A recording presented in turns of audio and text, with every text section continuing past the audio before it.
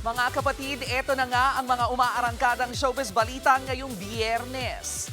Gamay na raw ng A Secret in Prague star na si Andrea Brillantes ang kanyang karakter na si Kiara. Kung paano siya naghahanda para sa bawat eksena, alamin po natin sa Frontline Showbiz Report na ito.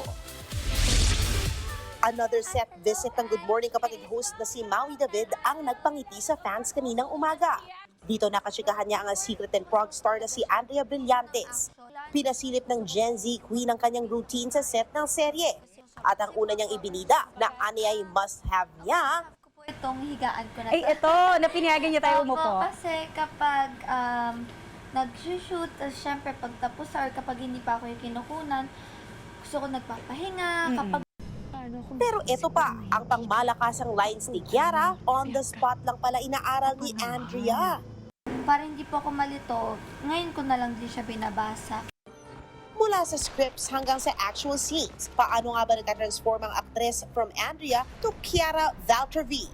We are on our 7th month. So medyo kabisada ko na si Kiara. So I don't really have to super adjust or yung talagang i-internalize ng sobra. Kasi kuwang-kuwa ka na siya. Alam ko na agad ano mafe-feel niya. Alam ko na kung ano dapat atake sa eksena. Siyempre, atake rin ng blonde hair niya para sa serye. Pero ano nga ba ang storya behind the look? As in, may itch ako magpa-blonde. Gusto ko magpa-blonde. So medyo direct, kung papayag ka, pwede ba ako mag-blonde hair? Ang cute! Tapos ayun, pumayag naman siya. Sabi niya, sige, gawin natin. Lagi na lang daw kasing dark ang kulay ng buhok niya sa lahat ng kanyang shows. At alam niyo ba, si Andrea lang ang nagme-makeup sa sarili niya. Ito raw kasi ang chance niya para mag-test ng mga products mula sa kanyang beauty brand.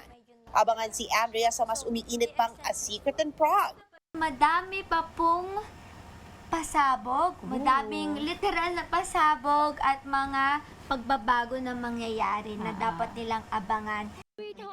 At speaking of pagbabago, may new time slot na rin ito. Simula July 27, mapapanood na ang serye ng 9:30 p.m. sa Todo Max Prime Time ng TV5.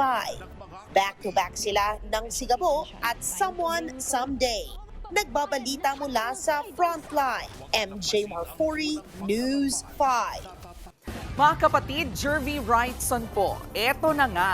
Para sa latest showbiz news at iba pang kay-alaman, mag-follow at mag-subscribe na sa social media pages ng News 5.